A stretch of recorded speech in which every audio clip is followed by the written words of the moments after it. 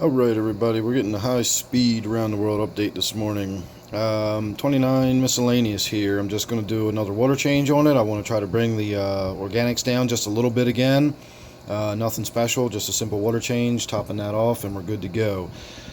My gourami tank, I'm going to actually do some work in here today. I'm going to get in and do a water change. I'm going to do a fairly good cleaning on the glass. I got to get that scraped down. I got a lot of green growing in there again.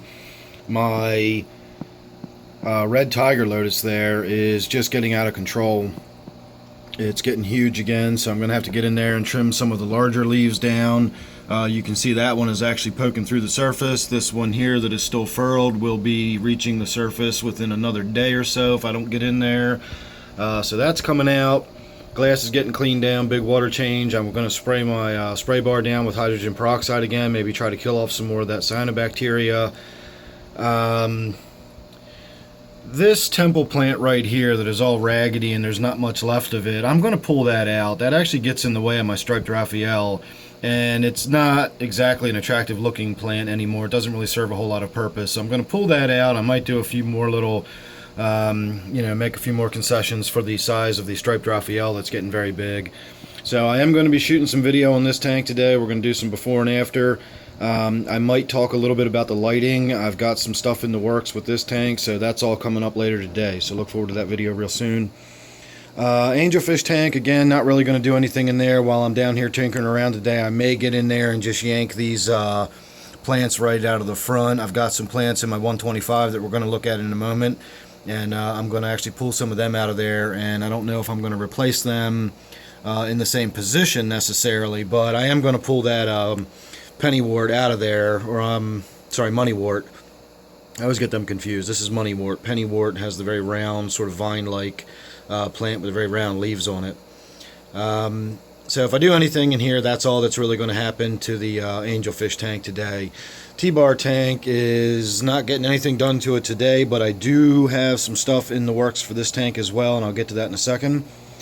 What I have in the works for it is exactly what's happening to this tank and my brackish tank right now. If you'll notice, I've got the aerator in the back. That means I am treating this tank for cyanobacteria. I got my Ultralife blue-green stain remover, which is a very good product. I will do a video about that specifically, but in the meantime, just you can know that I am actually working on this tank.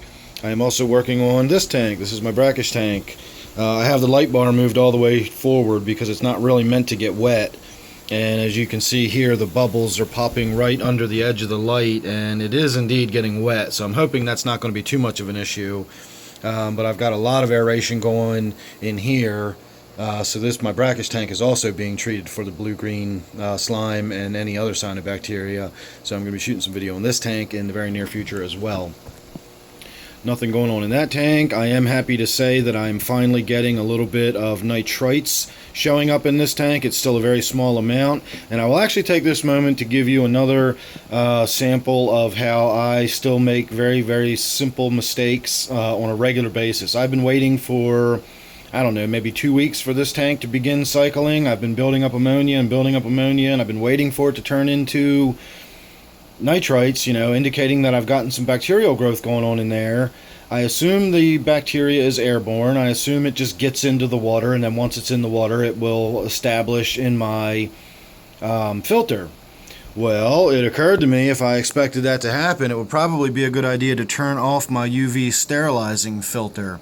I've had that running since I set this tank up. I don't know why I had it running, just I guess habit.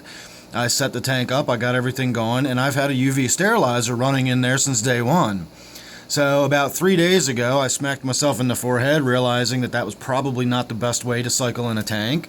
And I unplugged that and shut it off, and it's been about 3 days, and I'm now starting to get very small amounts of nitrites showing up. So I suspect I'd be well underway by now if I had not started by sterilizing the tank as I was trying to allow bacterial colonies to build up. So once again, live and learn. I say all the time that this channel is not necessarily a how-to channel. It's just how I do it. It's a documentation of my own little adventures here, my own journey through fish keeping. So that was a nice little learning experience for me. So maybe that will save you the hassle of doing something similar in the future, because I'm sure that's what the problem was. I'm sure that's why that cycle wasn't really getting started.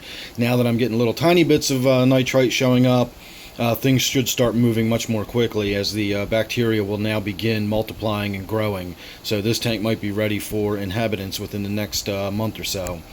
So that's all that's really going on in there. I just thought I would share that little experience with you. And then as far as my 125 here, this tank is still doing well. Nothing really going on changing in here.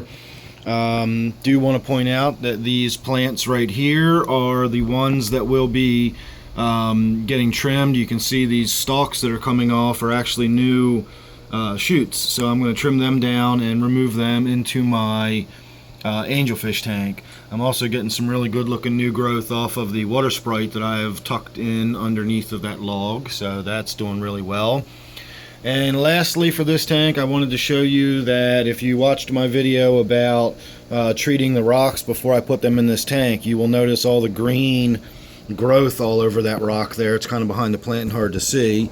But you can see it's really, you know, it's thick. It's standing up off of the surface of the rock at this point.